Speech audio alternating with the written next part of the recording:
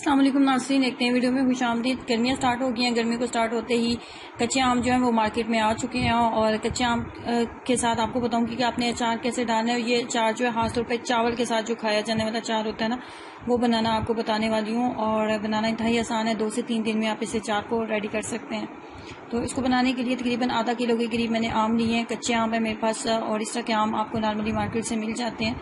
कच्चे आम मैंने लिए, इनके ऊपर कुछ दाग वगैरह लगे थे, वो दाग वगैरह हमने उतार लिए। दाग वगैरह उतारने के बाद कुछ इस तरीके से हमने इसको काट लेना होता है। काटने का कुछ इसका तरीका होता है खास किस्म का कि इसको छोटे छोटे पीसेस में हमने कट करना होता है और इसको 2 हिस्सों में डिवाइड करने के बाद इसकी जो गुठली होती है ना, वो हमने निकाल लेनी है और इसको छोटे छोटे पीसेस में इस तरह बारीक पीसेस में कट किया जाता है क्योंकि इसको हमने खाना होता है अचार के साथ, चावलों के साथ। और चावलों के साथ अगर इस तरह का अचार बनाया जाए ना, तो चावल के साथ अचार खाना थोड़ा इजी हो जाता है।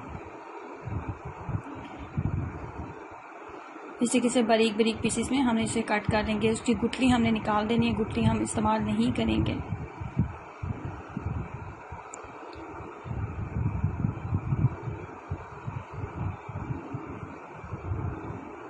कुछ पार्ट मुझे गंदा लग रहा था, उसके ऊपर दाग था, वो भी मैंने उतार दिए।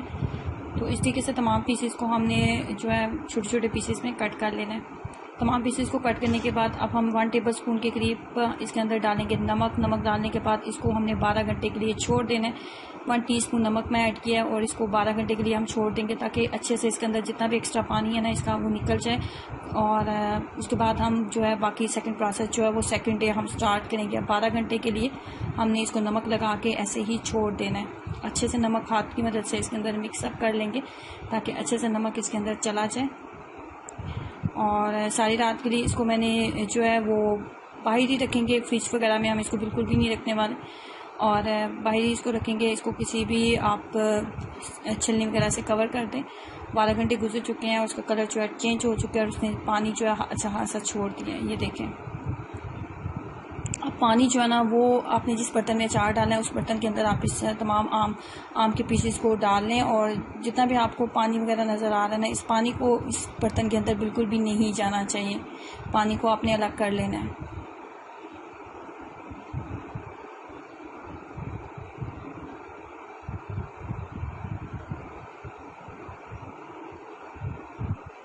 उसके बाद इसके अंदर डालेंगे 1 टीस्पून लाल मिर्च पाउडर। उसके बाद इसके अंदर थोड़ा सा नमक डालेंगे। नमक हमने पहले भी इसके अंदर डाला था, इसलिए नमक को ध्यान से डालेंगे। पहले डाल रही हूँ लाल मिर्च पाउडर, 1 टीस्पून फुल भर के डाला है। उसके बाद इसके अंदर डालेंगे नमक, बिल्कुल मामूली सा डालूंगी, बहुत ज़्यादा नमक हमने इसके अंदर नहीं डाला कि इसके अंदर पहले से भी नमक मौजूद है। उसके बाद इसके अंदर डालेंगे हल्दी,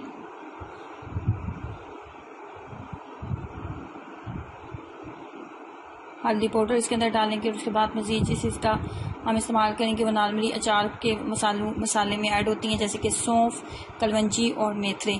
और 1 टेबल स्पून फुल भर के सौंफ लिया, 1 टेबल स्पून फुल भर के मेथरे और 1 टेबल स्पून ही हम इसके अंदर कलवंजी ऐड करेंगे। तीनों को हम वज़न हम लेंगे।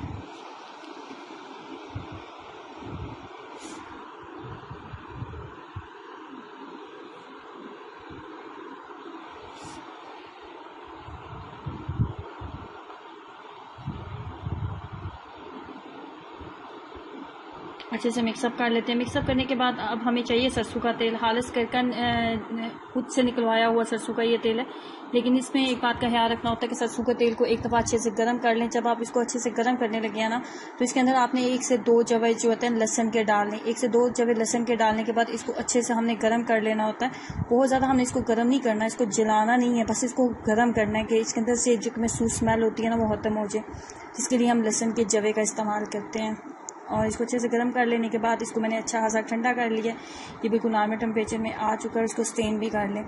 उसके बाद हमने इसको पूरी तरह से सरसों के तेल के अंदर जो है हमने अच्छी तरह इसको भिगो देना होता है ताकि कोई भी जो अचार का पीस है ना वो सरसों के तेल से बाहर नहीं रहना चाहिए। अगर सरसों के तेल से कोई भी अचार का हिस्सा बाहर रहेगा ना, तो उसको फफूंदी लग जाती है और वो ख़राब होने लगता है। इसमें एक बात का और आपने ख्याल रखना होता है कि जब भी आप अचार निकालें तो आपके हाथ बिल्कुल खुश्क होने चाहिए और जिस बर्तन के साथ या जिस चम्मच के साथ आप अचार निकालते हैं ना, उसको भी बिल्कुल ड्राई होना चाहिए। पानी बिल्कुल आपने टच नहीं करना अचार के साथ। जब पानी आपके अचार के साथ टच नहीं होगा, गीले हाथ अचार के साथ नहीं लगेंगे ना, तो आपका अचार कभी भी ख़राब नहीं होता। ये 1 से 2 साल भी चल जाता है। ना तो इसको फफूंदी लगती है, ना इसके अंदर किसी और तरह का मसला पैदा होता है। और यहाँ पे हमने इसको अच्छी तरह सरसों के तेल के अंदर भिगो देंगे। अभी ये पूरी तरह से जो है वो तैयार नहीं हुआ, अभी ये 1 से 2 दिन तैयार होने में लेगा अचार जो है। तो ये अभी पूरी तरह से तैयार बिल्कुल भी नहीं हुआ, 1 से 2 दिन अभी मज़ीद लेगा। और ये गर्मियों में अगर आप चावलों के साथ, अचार जो है वो सर्दी या गर्मी दोनों में खाया जाता है, लेकिन अगर आप चावल के साथ अचार जो इस तरह का तैयार करते हैं ना, तो ये चावलों के साथ बहुत मज़े का लगता है। छोटे छोटे पीसेस होते हैं, तो फिर चावल की हर बाइट के साथ आप इसको बहुत आसानी से आप खा लेते हैं। तो ज़रूर ट्राई करें और अपना एक्सपीरियंस ज़रूर शेयर कीजिएगा। वीडियो को लाइक करना और चैनल को सब्सक्राइब करना मत भूलें। अल्लाह हाफिज़।